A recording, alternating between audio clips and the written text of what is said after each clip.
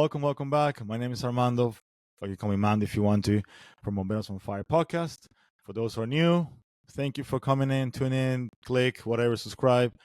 And for those that came back, thank you. You guys are supporting the channel to grow and pass the message to everybody else. Before we start, I want to just quick shout out to the sponsor of this episode is Roto School. It's the one of the few in between helicopter schools in Central Florida. They allow you to fulfill your dream of being in the air, basically fly in a helicopter. They have multiple programs to help you if you think the cost is too high. They have multiple instructors, and if you overseas, if you listen to this, you're a helicopter pilot, you can actually recertify with them or through them, so you can go back in the sky and make some money too. Why not? And with that, we end our sponsorship. Thank you, Roto School. Appreciate it for all your support. All right, Liz. Thank you again for your patience. Thank you again for your time. I got a really special guest. I think you guys are the first responders. The first responders. Let's put it that way. I like that line. You should put it on your T-shirts or whatever you guys doing. It's actually pretty catchy. Liz, if you don't mind, introduce yourself. What do you guys do? And how this group came about helping other guys on the field. Absolutely. My name is Liz Connolly. I am the founder and president of the Thin Line Peer Support Team Incorporated. We are a peer support team nonprofit based in Connecticut. We were started in April of 2022 as the peer support team for the ambulance company where I'm currently employed. But we very quickly realized that there was a much bigger need than just at our company. And basically what we do is, like you said, we are the first responders for the first responders. We're the battle buddies of mental health. So what we do is we are, peer support. We are the people that have been there, done that. We are the people that are there to sit down with you when you are at that point where you need to talk to somebody, but maybe you're not quite at the point where you need to sit down with a therapist. You don't need to sit down with an actual clinician. You just need to sit down with somebody and get that space back in your head. Get that burden off your chest, get that weight off of your shoulders.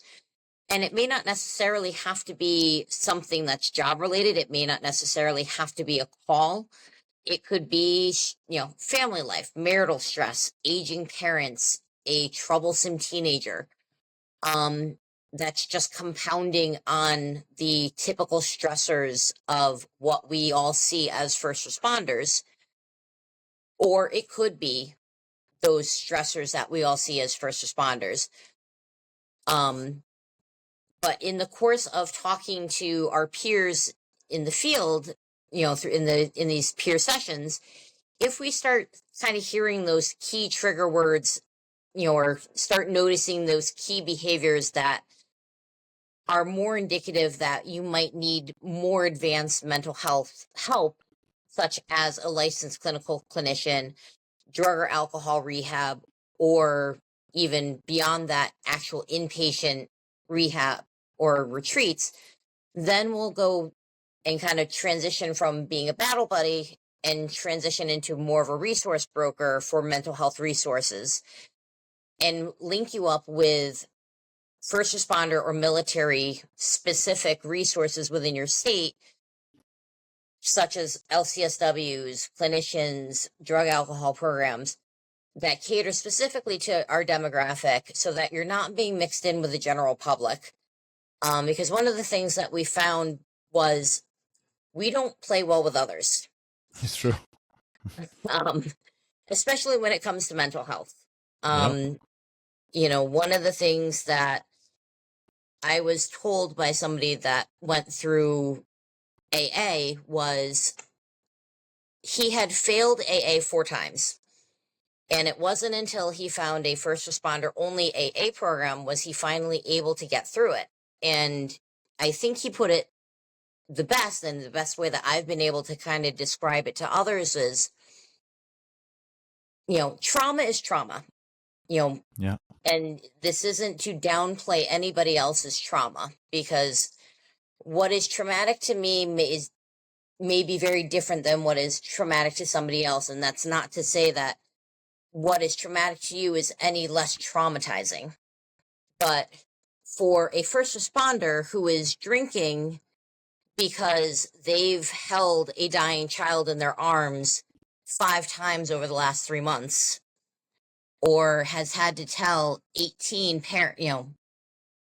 people that their parents have just died over the Yep. last 6 months, or seen people burned to death in burned up cars and burned up buildings, or if they're military, have had to shoot people or shoot at people that are innocent because they don't know if they're friend or foe, or they've been shot at, or they've had IEDs blown up beside them. That is a very different level of trauma than the person who's drinking because they're bankrupt or their boyfriend broke up with them or whatever the kind of general public trauma is. Yeah. And again, that's not to downplay anybody's trauma, but the first responder has that same general public trauma, but then they have all of the first responder trauma compiled on top of that. Yeah. And the first responder trying to open up about that in front of the general public isn't going to happen. Yep. I agree 100%. So we will find those resources that are specific to first responders and military so that it gives you that safe space to be able to open up, to be able to put you in a space, in a group with other people who will understand when you start talking about somebody who's lost a limb or lost an eye or been disemboweled, and they're not going to bat an eye or look at you like you're crazy for talking about this, or can then turn around and go, hey, you want to go get some chicken wings, and not bat an eye about it. And for them and for you, it'll be normal and not for anybody else will look at you like you're crazy. Oh yeah. And that's kind of how we got started, kind of where, what we do, who we are. We're a team currently of 20 people. Well, 22, but 20 people that are peer support trained. We come from all walks of the thin line. I have firefighters, police officers, military, EMS, dispatch. All volunteers. We are completely donation, fundraiser, and grant funded. We never charge for our services.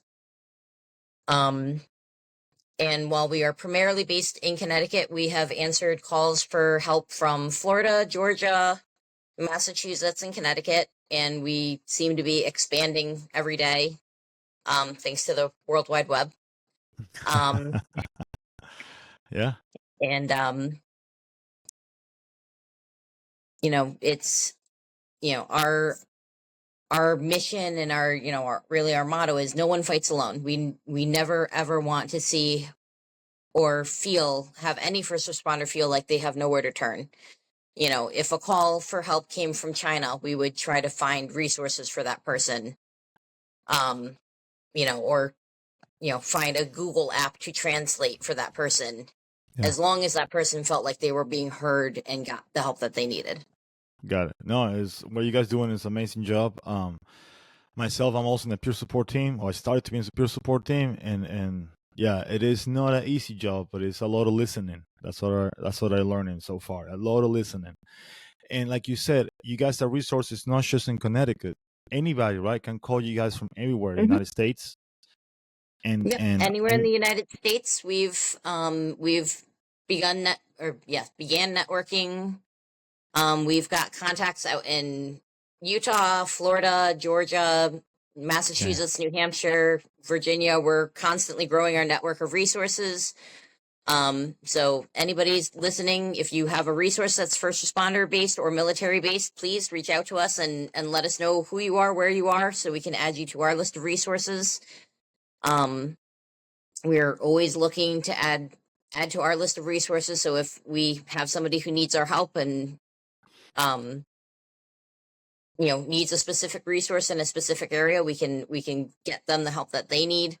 Perfect. And if somebody, we had one person reach out to us via, I think they found us via Reddit. Wow. Yeah. I think they had been on Reddit. They were looking for mental health help. Somebody gave them our number via Reddit. They called us. They were from Florida, and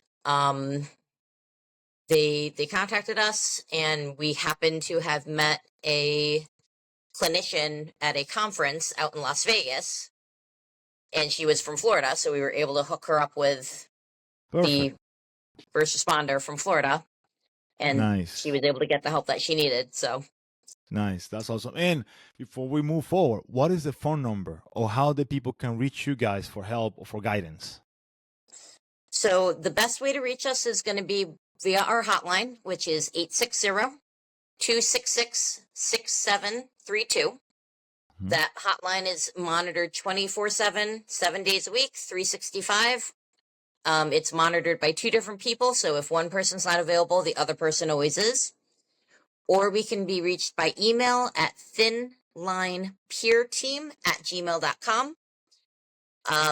That email is also monitored almost 24/7, 365, but it might take us a little bit longer, probably about an hour to 2 hours longer to get back to you, whereas the phone number gets through right away. Perfect. So the best way to communicate with you guys is phone number. That's the best way. Also, I Yeah. know you guys on Instagram. That's how I actually find you guys on Yeah. Instagram. I will put all your contact information, phone number, and I might ask you again to repeat the number during the Absolutely. interview because people, sometimes the first time they don't get it, maybe the second time we get it. You guys are a valuable resource for everywhere in the States. And I thank you guys. And hopefully, this episode podcast can amplify your reach. Hopefully, you guys can get more help and more resources to help the people that we need to help our community, firefighters, EMS, all that. Because I know we are not easy people to go through and talk about mental health and feelings. And I think what is unique about our team and what we really try to, or what we're really hoping to do with our team specifically is give people a place where they can feel safe to get the mental health help that they need without fearing the repercussions of going through their peer support teams at their jobs. I know that's a lot of the holdup for a lot of people that have peer support teams at their Mm. jobs is they're afraid if they go to, either their EAP systems at their jobs or they talk to somebody at their work through their peer support teams at their, work, it's going to get back to management, and for especially law enforcement and the military, if that gets back to management, they could be deemed unfit for duty. And Yeah. that can cause a lot of issues. So, at least with a team like ours, I'm not going to report to your management. I don't know who your management is. I don't care who your management is. All I care about is getting you help. And at least with Connecticut, Connecticut has a lot of red tape laws when it comes to firearms. We work with a lot of mental health retreats and mental health clinicians out of our state that don't report back to Connecticut. So we can actually circumvent a lot of the red tape laws in Connecticut. So losing firearms becomes a non-issue. Okay. Um, That's good to know. so yeah, so at least for Connecticut, I don't necessarily know how firearm laws work in other states, but at least for, the Connecticut residents that are firearm owners, we can work around some of the firearm legalities. Yeah, because if you're a cop or military, that's part of your job. I mean that. Mm-hmm. And imagine going through a trauma or going through the incident, and then they take away the possibility to work, and then you're out of job, and then it's a spiral going downhill. And all we want Mm-hmm. to avoid to get to the suicide problems, avoid to get to the depression, anxiety that can literally destroy your life and the people around you. Yeah. And all of it could have been avoided if they had just gotten help for, Yeah, one incident. yeah, But they were just too afraid to because they were afraid to lose their job.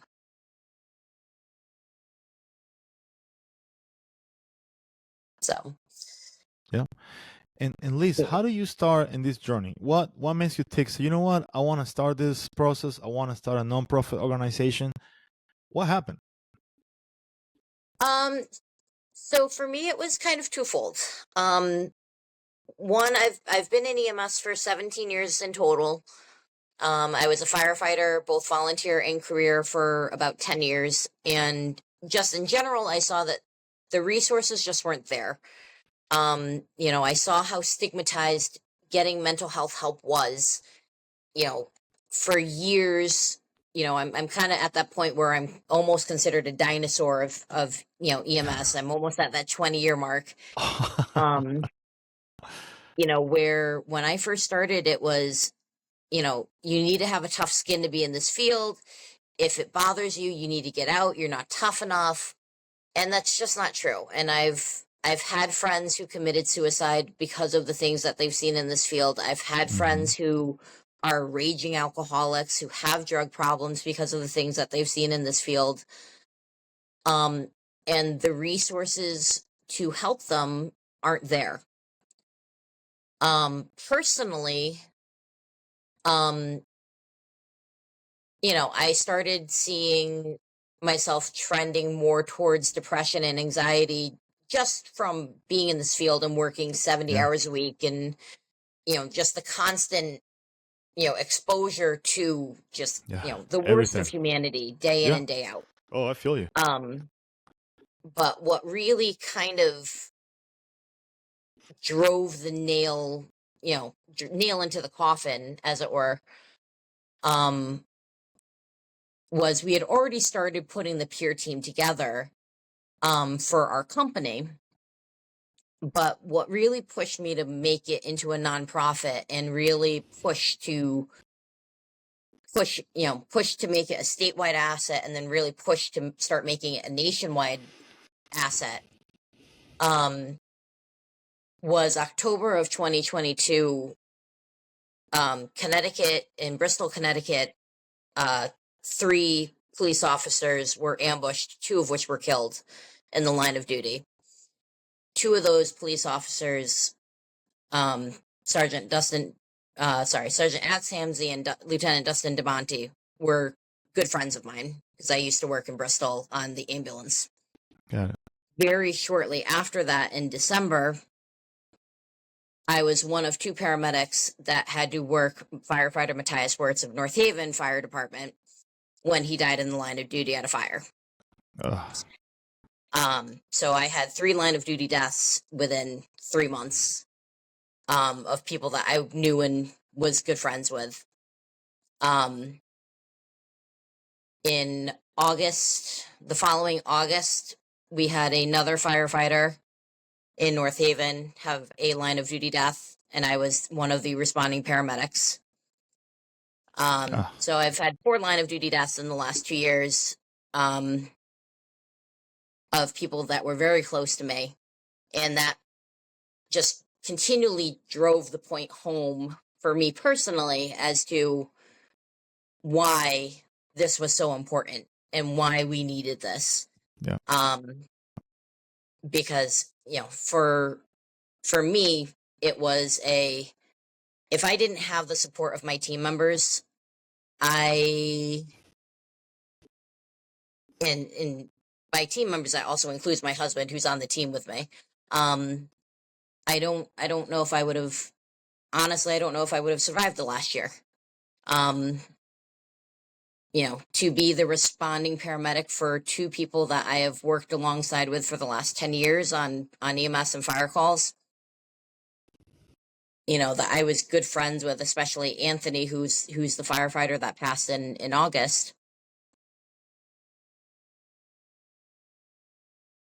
Even though we know we did everything we could for him, Yeah. and I know we did everything we could for Wurtzy, it you're still left with that lingering sense of what if we didn't? What if we could have done more? Yeah. And it was really peer support, talking to my other paramedics on the team, talking to my other firefighters on the team, that got me through it. Because it really wasn't the therapist, talking to the therapist, because yes, they help get me through the depression and the anxiety from it, but they're not paramedics, they're not Yeah. firefighters. They can't give me the reassurance of, no, you did everything you could. Don't beat yourself up over and over and over for something that you had no control over. That Yeah. came from my peers. Yeah. Yeah. The ability to relate to the other person is important. Mm-hmm. I'm a firm believer that mental health, the resources and help that you need is not the same for everybody. In your case, that helps talking to a peer. Okay, hey bro, going through this stuff, and he's a medic too, so he knows how to relate. And like you said, psychologists, therapists are great. Actually, those are the solutions in general. But sometimes you need that extra help or extra person that work with you or is been through the same stuff that we doing for the past. I'm a medic from. I work as a medic in 2 different countries, so I can relate 100% what you're going through. Not the same situation, but I can relate. So for me, it will be easier to talk and open to you than open to a therapist that been in school having a for the past 10 years. So yeah, I can feel that 100%. You're right though. You're 100% right. Yep. So that's pretty much where where we you know where we kind of came to starting the nonprofit from was realizing that the need for the resources was there, but the resource itself wasn't. um Hmm. you know Fire departments, especially in our area, they're pretty good at having peer support resources available. They're probably the best in our state in terms of first responders. Um, having teams being able to go out to other, if one fire department has a line of duty death, they'll send teams to other fire departments and not kind of treating their own. Yeah. EMS is terrible. They don't really have, there's Nobody. very few companies that Yeah. have, Nobody. you know, that have teams, or if they do have teams, they try to treat their own, which is, the number one no in peer support. You don't treat your own. Um, and then police departments are getting better with peer support, but again, it's highly stigmatized because of that, again, that fitness for duty of, I can't admit to having an issue because they're going to tell me I can't carry a gun or that I'm not fit for duty.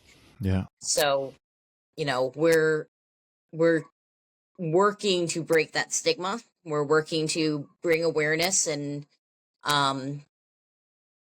we're working with the military. We're trying to work with the military more. I met with the Brigadier General of the Connecticut National Guard a couple weeks ago, and the Connecticut Military Department is actually very much on board with trying to promote mental health. They're the military department in general has been, trying to promote more about mental health awareness over the last couple of years. Their 22 a day campaign over the last few years, bringing awareness to soldier suicide. But I know this last year, at least in Connecticut, so I'm assuming in other states as well, they put on several classes for their non-commissioned officers on suicide awareness. So things to look for, when dealing with their enlisted soldiers. So they're at least starting to take mental health more seriously. Yeah. But like everything else, change is very slow in coming, Yeah. and it has to come from the top. And fortunately, as the older generation is starting to retire from the leadership positions and we're getting more of the younger people into those leadership positions, that old way of thinking of, put the blinders on, if I can't see, the mental health issue, it's not there, is finally starting to fade out, and we're starting to gain traction of, break the stigma around mental health. It's there, it's a problem, and we need to face it head on. Yeah, Um, that's so awesome job you guys doing. And one thing that when I find you guys on Instagram is that you guys also take care of EMS and dispatchers, because in general, firefighters and police and military, they got, like you said, all the help, resources might not be completely there, but it's there. But for EMS and dispatchers, nobody cares. Like few people, no, it's true. Like in general, people don't care about EMS or fire because you don't know. I work also inter facility years ago, and that's tough. Going through nursing home to nursing home. I never worked dispatch, but dispatchers take a lot of hit, and it's oh yeah. and I'm glad that I talked to a lot of people, as you know, on the podcast, and few people actually focus or have some attention in dispatch and EMS. And maybe you can explain more about why or how you guys approach a dispatcher, or EMS is easy because you're a medic, so you can relate. But how you approach a dispatcher? Yeah, like, as a medics, we know, hey, bro, I know you have a tough call, pediatric. Let's go. Let's talk about. But dispatcher, how do you approach a dispatcher? Because it's a different kind of people. So dispatchers, you know, they are 100%, some people try to argue that they're not first responders, and I They are. 100% argue that they are. Yeah. They are the first line of first responders because Yeah. they're the ones who answer the call, Yeah. and I would argue that in a lot of ways, it's almost harder. They almost have the hardest job out of all the first responders, because I can go to a call and know that I did everything I could to help somebody. Yeah. Whereas a dispatcher, we have several dispatchers on our team, and every single one of them is cross-trained. So every single one of them is not just a dispatcher. Every single one of them is also an EMT, is also a paramedic, is also a firefighter, is also a police officer. So every single one of them has additional training.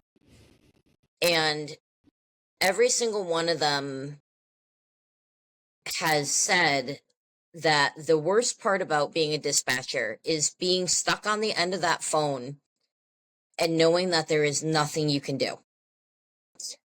So for example, when they're an EMS dispatcher, being on the end of that phone and listening to somebody, trying to talk somebody through how to do CPR, or hearing somebody on the other end, gasping for help, or, taking their last breaths and not being able to help, knowing that they have the medical training that if they were physically there, they could help. Yeah. But they're not, and they're trying to talk them through something, and they can't physically do anything but try to talk them through, is one of the most frustrating and heartbreaking things for them to have to listen to on the other end of the phone. For our police dispatchers, for a lot of them, they're on the phone. We just had another line of duty death yesterday in Connecticut. One of our state troopers was hit and killed on the highway. Oh God. And one of my team members is actually a dispatcher for the state police in the troop that he was killed. She was not the dispatcher that took the call, but I can't imagine being that dispatcher who had to take that call that one of their own had just been hit and killed on the highway. Yeah, I can't even imagine that. Having to be that person that, takes that, badge.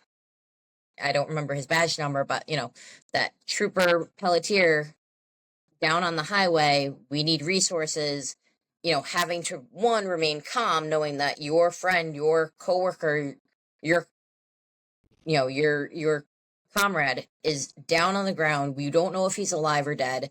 Having to remain calm to, one, alert supervisors, alert now dispatch fire, dispatch EMS.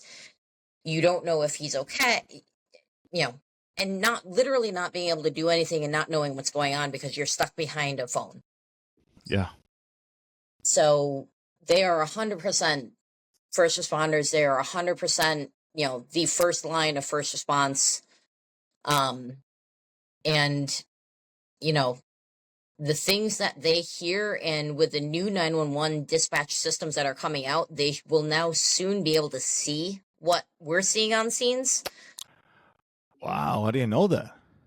Yeah, the new dispatch systems will be are supposed to be video.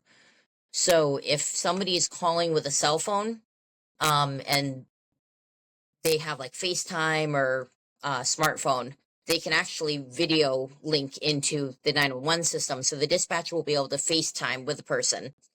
So if it's a gunshot, if it's a stabbing, potentially the dispatcher will now be able to see the victim on the ground. We'll be able to see what the injuries are. We'll be able to see what's going on. Which can now potentially add an entirely new level of trauma to what Yeah. the dispatchers are seeing. Oh my God. I can't even imagine just seeing a deceased baby on the floor and you on the phone trying to tell, Yeah. hey, start doing CPR, and you stuck in the other side miles away. Yeah. Yeah. That's like you said, it's a new level of trauma, a new level of oh my God, I didn't know that. I did have no idea about it. I don't know how far out those systems are, but that's what's coming down the pipeline. For everybody, yeah.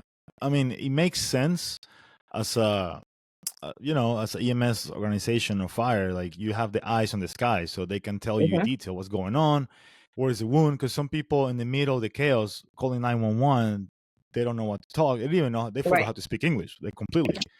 So having the visual will help dispatch to put the notes on the computer and help us to get the right help or get the right resources. It just froze. But having to see that, oh God, yeah. And always they get the crap out of everybody, dispatchers. Like, everybody complain about dispatchers. Yeah. Regardless. Yeah. Yeah. And I mean, I'm guilty of it too. And Oh, when me I too. get, overtired and cranky, it's, oh, why are they giving me this call? Or, but, I, at the same time, I also try to remember and, try to defend them when I can, that, they probably have the worst job out of everybody, because they, they get crap from the road crews. They get crap from, Everybody. the people calling in. They, they have the worst job out of everybody. They really do. They're just taking it and taking it. They cannot take it away. At least we can joke about it on the way there to the call. Right. They're stuck on the phone. They cannot even joke about it.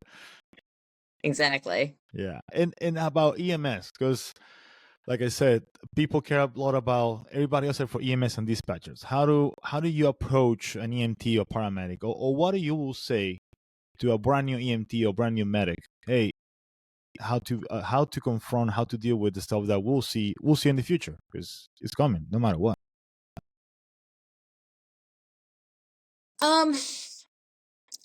Honestly, when it's somebody newer who calls in, we have several people on our team who are brand new EMTs. We're newer medics. And usually if it's someone who's newer, or, we get the sense that, hey, this was my first cardiac arrest and I don't really know how to feel about it, or, I'm a newer medic and this is the first time I really had a bad call and it was my first time running the call by myself. I'll have them sit with somebody who's a newer medic or a newer EMT. And it's not because I don't think I can do the peer, but it's more because I've been doing this so long, I've become jaded. Yeah. And to me, while I still kind of remember what it was like to be new? Sure. But it's not fresh for me anymore. Yeah. And me trying to give advice to somebody who's, fresh out of EMT school, or, fresh out of medic school. Yeah, I can kind of give them advice, but it's going to come off more genuine for one of my team members who's actually brand new out of EMT school or brand new out of medic school, as to how they're actually dealing with it as they're going through it, than me, who's been out of medic school for 10 years or out of EMT school for 17 years. Yeah. So which is why I've tried to build my team to have as diverse of a group as possible. So no matter what call comes in, we have somebody to try to handle it. Vice versa. If you have that 20-year veteran who calls and they call in and they're like, you know what, I've been doing this job for 20 years and this is the first time I haven't been able to handle something.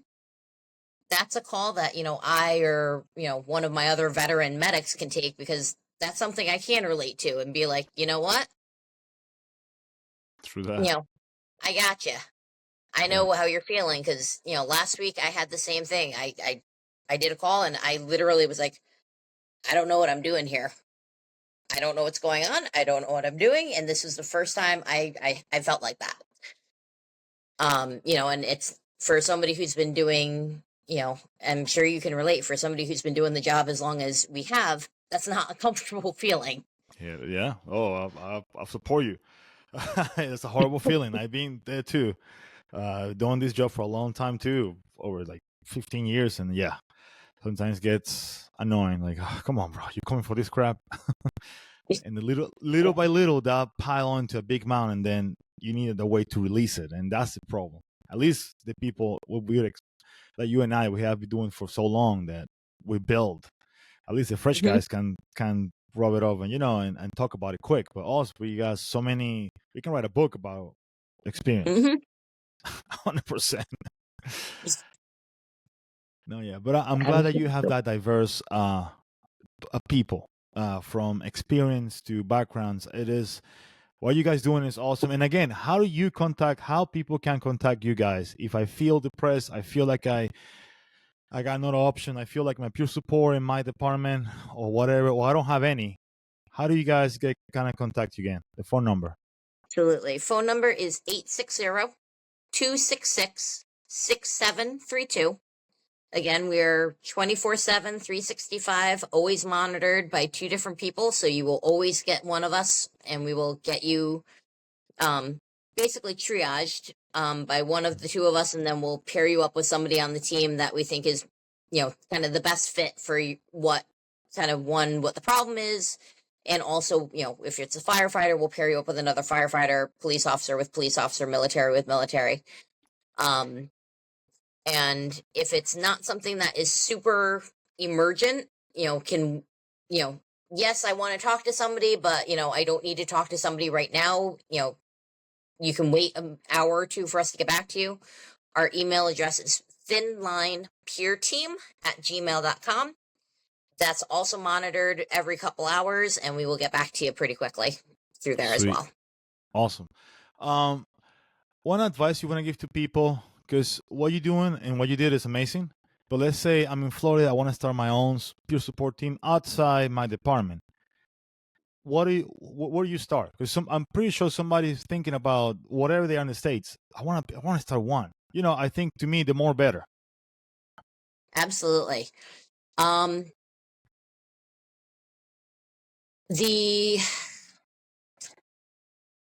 The number one thing is training. And the reason I say training is while it seems kind of silly, there's actually a lot of legalities that go along with being a peer support team. Mm-hmm. And you can actually get yourself into a little bit of trouble. If you form a team and somebody tells you something and you kind of like being a first responder, you are still a mandated reporter. So if somebody tells you something and it falls within the purview of suicidal, homicidal, you still have to be able to report it. You have to have certain things set up in terms of having a clinician, having a chaplain. So getting the right training if you're going to start a peer support team, is the number one place to start. There are a couple different companies that provide peer support training. Tom Greenhog is probably one of the absolute best in the country. He's the person that came out and did ours. He's one of the instructors for the International Critical Incident Stress Foundation. Okay. They are pretty much the gold standard for peer support training in the country. We are actually, my team and several other peer teams in Connecticut are trying to standardize their curriculum as the kind of gold standard for peer support training in Connecticut. Massachusetts has already done that. So that essentially what we would like to see done is any peer support team in Connecticut, that their curriculum is the training you would have to be a peer support team.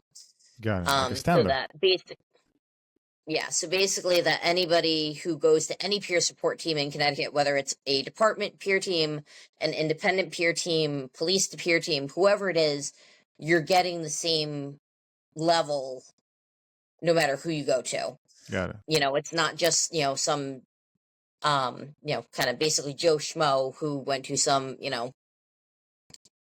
1-day course in, some back alley somewhere versus somebody else who went to a 30-hour professional course.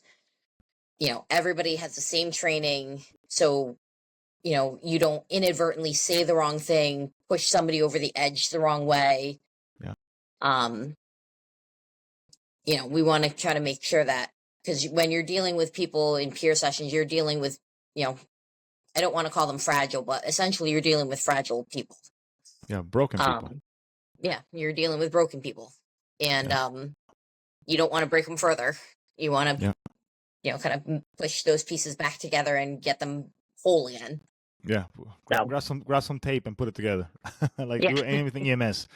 EMS clinical tape. That's the best tape you can get, right? Yeah, medical tape, exactly. Just wrap it up. Wrap it up. Perfect. All right, so that's the great advice. So the gold standard, I think, is having a standard for everybody. So in that way, if you all train the same way, all you have to do is just choose what you feel more comfortable with. Maybe with you guys or your department, but you getting the help. That's important. That's the goal. Getting the help. Exactly. Yeah, that's awesome. See, we're almost 45 minutes into the podcast. This is awesome. Time flies, so you have fun. Exactly. Yeah. So, because before we go, an advice that you want to give to people that are struggling at the moment, they are first responders, could be dispatcher, EMS, firefighter, police, military. What would be the first advice you would give them in going through a lot of things at the moment? Just one advice, because I know you have a bunch. You are not alone. And just reach your hand out to someone, whether it be a friend, if you are too embarrassed or too shy or whatever your holdup is about asking for help from somebody then reach out to a stranger. Reach out to us. We don't know who you are. There's no judgment from us. But talk to somebody, because your life is worth more than you are willing to admit to yourself. And you're never going to fully appreciate how much you are worth to everyone else after you're gone. The impact that you have on the people around you, we never fully appreciate while we're here. It's not until, and unfortunately, it's not until we're gone that I think the impact that we have on others can truly ever be felt, but we're not here to see that impact. But I can guarantee you that if you are struggling, you have made an impact on the people around you. You may feel that the world may be better off without you, that, the your life would be, the people in your life would be better off without you, but I can guarantee you they would not. The people in your life want you here. The people in your life cherish you. They want you here. You've made an impact in their lives. And if you're not comfortable reaching out to them for help, then reach out to us, because you matter and you do not have to fight alone. We are here to fight with you. Yeah, that's great advice. Thank you so much. And before we go, two more things. How the people can reach you? Again, the phone number, so they can have it. Absolutely. 860-266-6732. It's 24 24 hours. hours a day, 7 days a week, 365. And thinlinepeerteam@gmail.com. Perfect. Last question before we go. Who do you recommend to talk to, come to the podcast and talk a little bit about mental health or whatever you want? Because I have a diverse group of people talking on the podcast. If you take a look, I got from sex coach to peer support team to fire chief to you name it, I guess. No, absolutely. There's a licensed clinical social worker that we work very closely with. She actually works solely with first responders and military. Okay. She is the executive director of the Honor Wellness Center here in Connecticut. Mm-hmm. Her name is Phyllis DeJoya, and she is very similarly to us looking to expand her center into a nationwide. She's hoping to have basically a center in every state at some point. Oh, wow. And they do art therapy. She does a little bit more than us. We focus on just first responders, military, and veterans, but she expands her services to include family members as well. Yeah. But I know they're on Instagram, Facebook, but I can get you her contact information as well. She is a wealth of knowledge when it comes to mental health and first responders and military. And I think she would have a lot of great insights for you guys as well. Sweet. I'll take your contact and I'll talk to anybody, everybody, anywhere. Doesn't matter. I've been in Poland actually talking about mental health. Oh, wow. When I went awesome. there, yeah. And they don't believe in mental health. For some reason, that doesn't surprise me. Right? Me either. When they told me, okay, I got it. All right, buddy. So, but thank you so much for your time. I appreciate it. I wish and I hope that you can use my platform to help you guys to expand and reach more people and make people aware about mental health for first responders. Because yeah, people see us as the tough people, but we are broken too. Everybody. It doesn't matter. Doesn't matter where in life you are in the first responder. We're all broken. It's how we deal with that. That's the big part. Absolutely. Yeah. Anything else anything else coming on for you guys before we go? Any updates? Any expansion? Not really any expansion. We've got a couple fundraisers coming up in Connecticut. So anybody in the Connecticut area, in July, we have our first annual golf tournament, and then we've got a big walkathon in October coming up. So keep an eye on our Instagram and Facebook pages for more information on those. But and we'll be up in New Hampshire at the end of June for a veterans event, for a wellness event for veterans up in New Hampshire. Nice. I think in Rindge, New Hampshire. But perfect. Awesome. Thank you so much. And for those people that listen to me, thank you for being on the podcast, the new ones. Thank you for just opening, click on the link. Please subscribe to help the channel to grow on YouTube, Spotify, you name it, whatever. We'll put the link and the phone number if you guys need to contact ThinLine. I think you guys are doing an amazing job, and I hope you can use me as an asset for your cause, because I 100% support mental health. That's why I'm doing this, and I hope we can reach a lot of people. And thank you so much, Liz, for being here. People, don't forget to subscribe, and thank you, and see you in the next one. Bye. Thank you for having us. You're welcome.